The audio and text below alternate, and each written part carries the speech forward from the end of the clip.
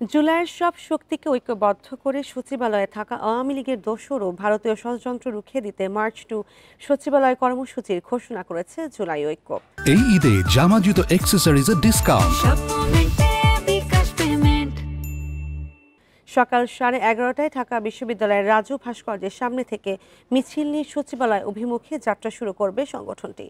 জুলাই ঐক্যের অভিযোগ, সংবাদ সম্মেলনে যেসব আমলাকে স্বৈরাচারের দোসর হিসেবে চিহ্নিত করে অপসারণের দাবি জানিয়েছিল, তাদের বিষয়ে সরকার এখনো কোনো পদক্ষেপ নেয়নি, বরং কিছু আমলা সংস্কারমূলক আইনের বিরুদ্ধে প্রকাশ্যে অবস্থান নিচ্ছেন, যা জুলাই বিপ্লবের চেতনার পরিপন্থী।